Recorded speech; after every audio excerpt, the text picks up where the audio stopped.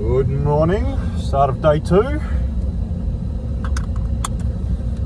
Reset as much as I could in the car to make it a bit easier to grab recovery gear after yesterday's near debacle. Now, speaking of near debacles, this is, I believe it's called Ducie Creek, but on all the maps it says Ducie, D-U-C-I-E, or Ducie for Vince. So we got a bit of a drop here, so I'm trying to semi-straddle.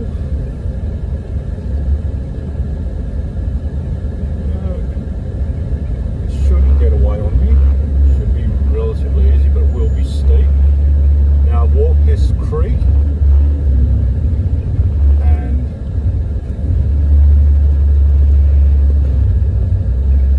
I want to go stay hard left at the start of it.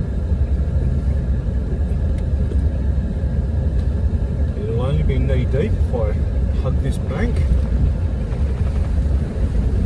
Straight across this bit over to here, perfect. Stay out nice and wide, nice and rocky.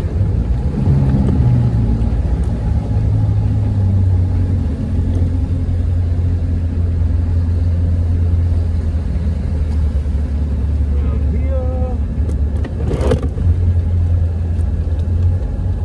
and I think I'd get up both ways. But I've chosen this way, which I'm pretty sure I'll do relatively easily.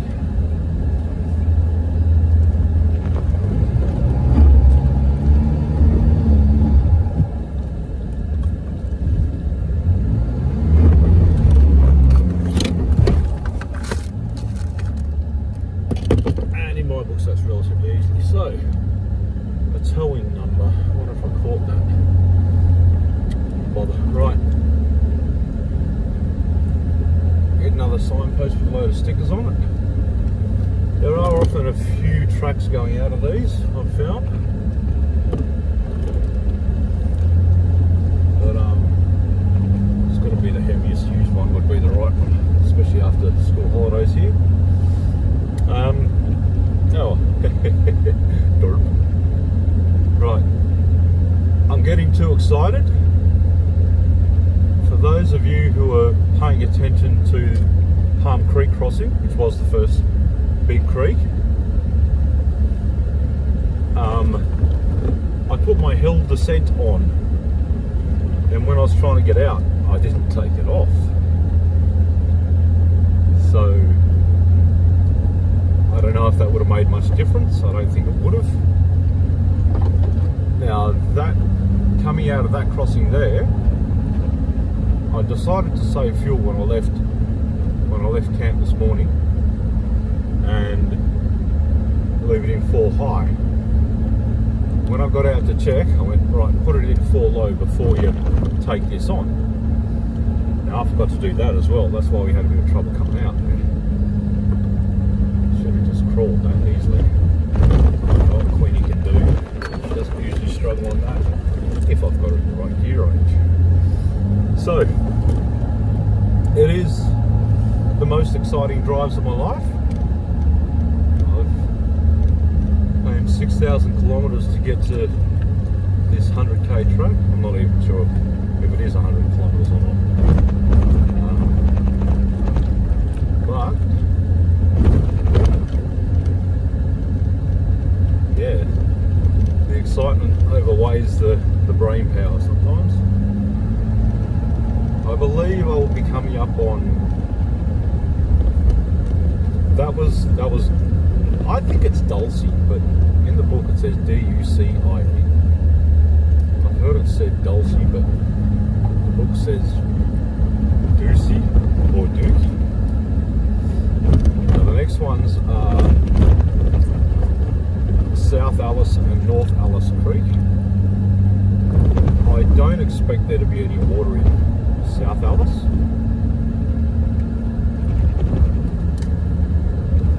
because because even on the map it doesn't show that. I mean, it doesn't show the water going as far as the crossing. It says it's a ford, but right here we have something. Which usually means there's some people that washed out going around here. I suppose if it was terribly muddy, this would be hard.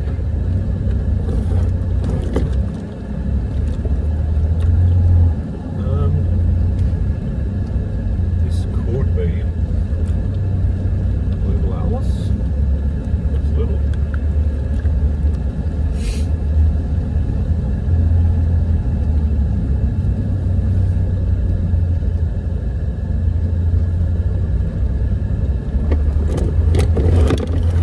Got my pressures as well this morning, seeing as I'm committed now to doing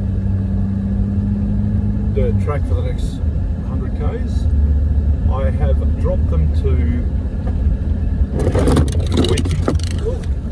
22 pound cold. I don't expect they're going to get overly warm at these speeds, so it will probably stay around 22-23 pound. If I'm not driving on sand, if I go on sand, then I'm at 12 to 14 piece tyres, the weight I carry, which isn't much.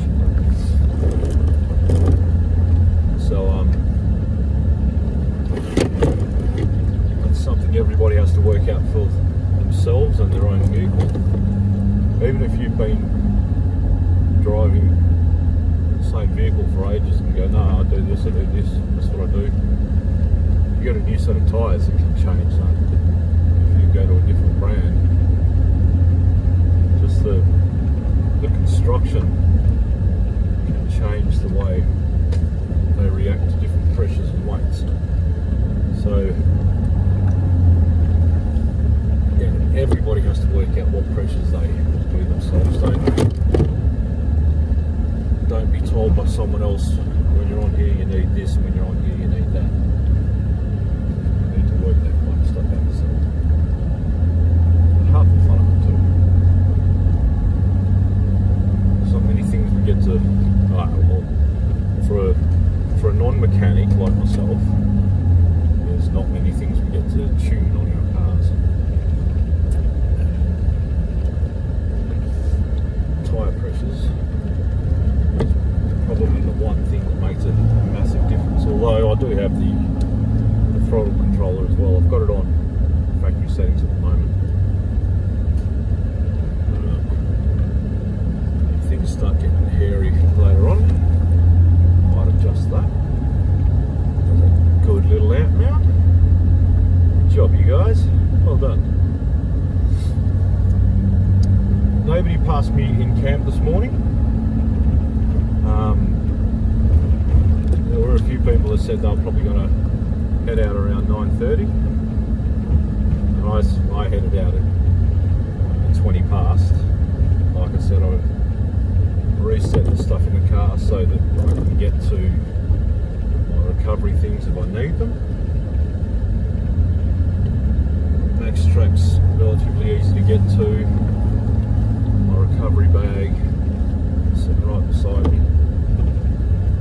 Need any of it,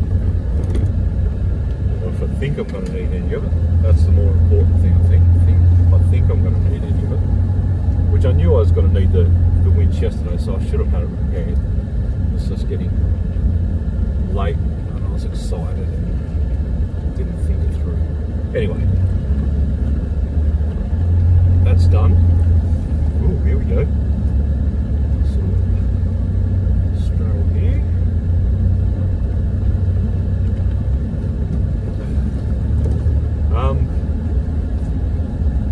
When I was breaking camp, I didn't know whether to leave the doors open or closed for the amount of flies. Now, they're probably scooting in front of the camera all the time.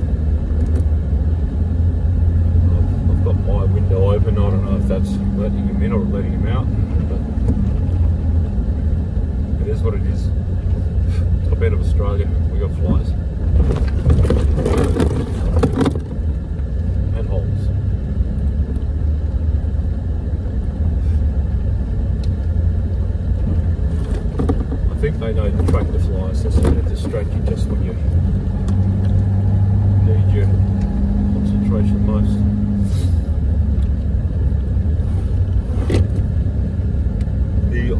bouncing around is a spot beacon.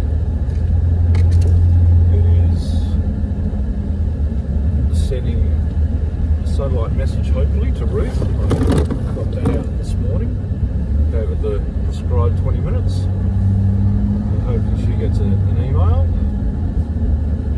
I don't know that I'm on the Tele Track already.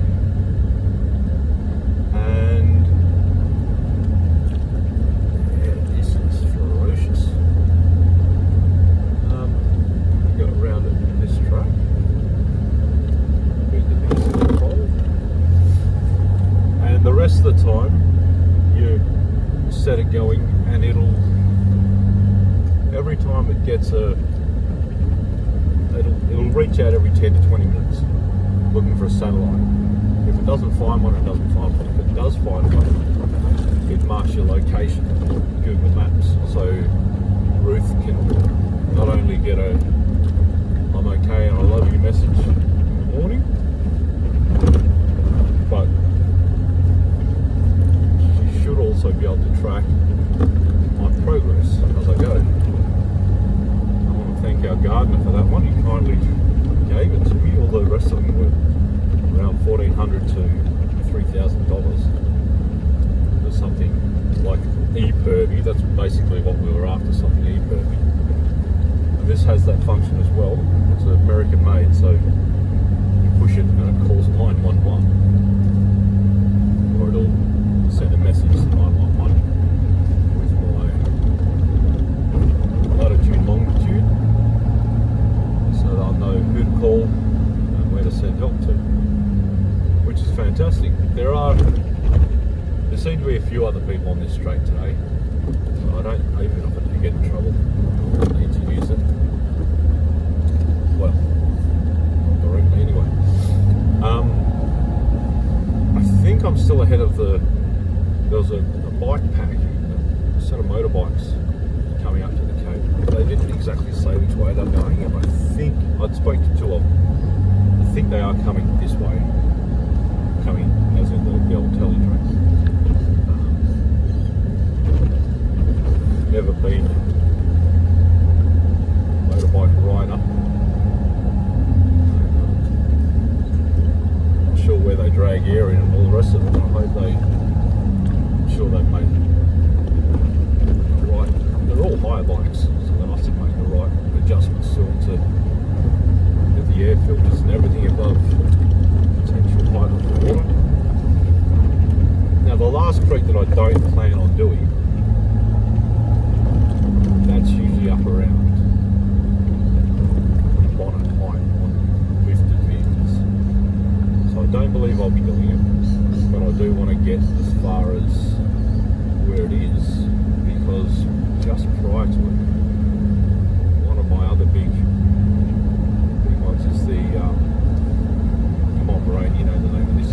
There's a small wooden bridge that it's washed away and repaired, washed away and repaired, but it only gets repaired with fallen logs like that to the side and ratchet straps. And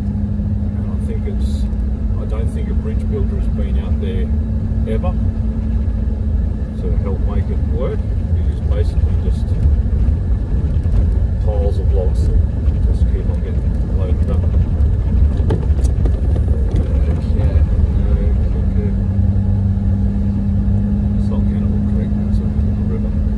You all know what I'm talking about. I definitely want to get to that one. Have a little walk around that. Right. I thought I would have hit another creek by now, which I haven't. So it's a morning update. I will give you a further update when I get to another creek crossing. Dodge the branch. Yeah. Is that something?